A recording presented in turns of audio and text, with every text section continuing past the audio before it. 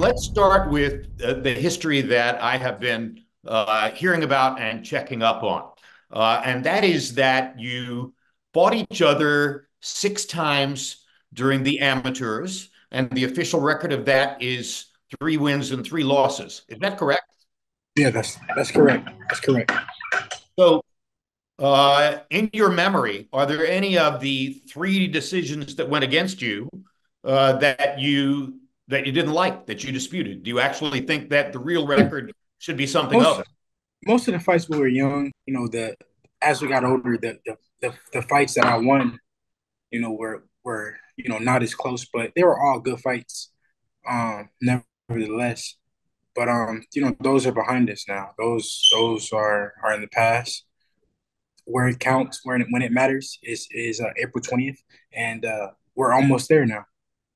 So, I have read that the April 20 fight was in effect negotiated and set up in a telephone conversation between you and Ryan. Is that true? No, that's not true. We did some negotiating, yeah, but it mostly became the fight happened between my dad and Oscar, talking and making the fight happen. But me and Ryan, we talked back and forth, but that's not really where the fight got made. So the simple fact that you have a conversation relationship with him and would have been talking to him in any way, shape, or form about this subject suggests that there's some residue or aura of friendship between you. Is that true? No, I mean we're rivals at the end of the day. We know that this was a big fight. Um, so it was it that's what made us talk. But we're far from friends, more rivals than anything. And he's just another guy that's in my way. So, talking about you and Ryan as professionals, um, the one thing I point out to people is that you have, among your many credentials, you have a win over Vasily Lomachenko. And I regarded Lomachenko toward the end of my play-by-play career as the number one technician, the number one technical boxer in the sport of boxing. So, for you to have a win over Lomachenko distinguishes your craft and suggests that you're at a more elevated level than someone like Ryan. Do you agree? Of course, I'm battle tested. My experience shows I've been in there with the best fighters in the world. A future Hall of Famer in Loma beat him, came out victorious. My resume speaks for itself, and that's why I'm levels above this guy. He is a C-level fighter with a name. I am the real deal, and I will show that. So showing that and retaining that advantage means not allowing this to become a firefight in which some kind of an accident could happen, right? I mean, I look to go in there and make it an exciting fight. But it can lead into a firefight, and I'll be ready for however it goes. Um, I think it's gonna be a very entertaining fight. I think the styles match up perfectly, and the fans will enjoy this one. A win is a win, or a knockout win is much better. A knockout win is much better. A win is definitely a win, but in this case right now, a knockout win is much better, and that's what I'm aiming for. Are you aiming for a moment when you have established yourself as number one pound for pound? 100%. That's the goal. Um, I want to be number one pound for pound, all time great in the sport. And yeah, And how close do you think you are right now to being number one pound for pound? I'm very close. I'm very close. And in a lot of lists they got me five.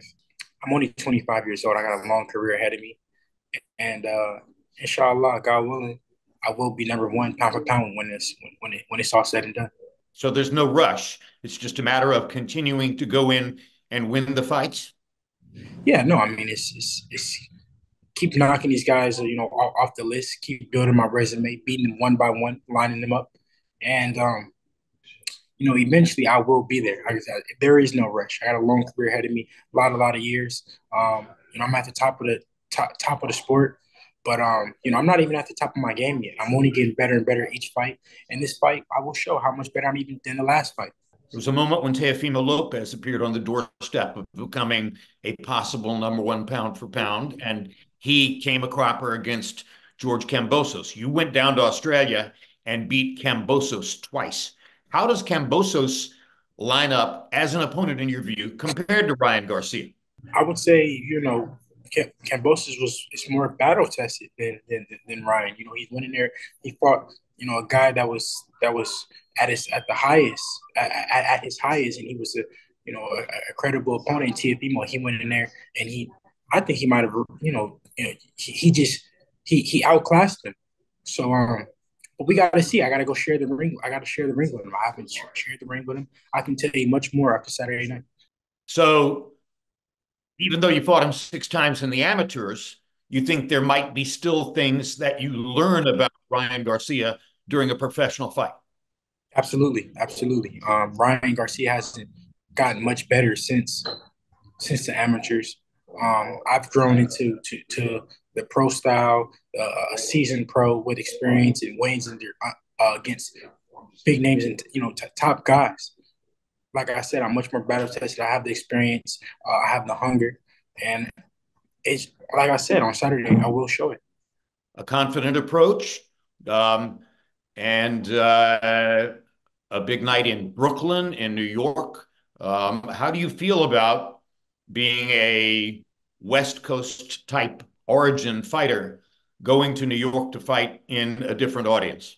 I mean, it's alhamdulillah. I thank Allah for it. It's all a dream come true of mine. I dreamed of these moments, and now the time is here. I'm on this stage, the big stage, where I deserve. I worked so hard to get here. I'm excited for it. And what better place than the New York City, the media capital of the world, the megaphone, where the world can tune in and watch and see my greatness. And last question: is the worst thing that happens that Garcia somehow lands a big left hook, or is that not a concern? It won't happen. I will handicap him, like I've done guys in the past. Um, I will, put his hand behind his back, cuff it, and after the fight, I may let it go. All right, Devin, thank you very much for your time. My father wants to say hi to you. Oh, okay. I'd like to say hi to him. That would be The great. great Jim Lampley. How are you, Bill? Sir? Looking forward to being in the ring. You got to be in there with Dev. One more time. Look, one more time, bro. Well, as you know, I'm sure you know, my trainer was Emmanuel Stewart. And Emmanuel became the closest adult friend I've ever had in life. It was a true love affair. And when I look at real craftsman trainers, boxing-oriented trainers with a brain, yes, as you have shown via Devin, yes, I think of Emmanuel and how excited and enriched he would have felt by what you've been able to do. Yes, sir. We studied Emmanuel in the Kronk style, of course, with Sugar Hill, and just the rich tradition of the Midwest fighters in general. To study that alone, and be able to have the lineage, the connection, means all the world to us. So we'll keep living it, and we have one quest, and that's to be one of the best to ever put on a pair of gloves. And at the end, take your son to #1 pound for pound. He continues the way he's done so far in his career. And yes, we're talking about a potentially historic figure, but that requires 365 days of work and application every year, right? Yes, sir, King. Thank you. Blessings to you and your family. Thank you so much, and the same to you. I really enjoyed this. Devin, good luck. Yes, Thanks sir. for your time.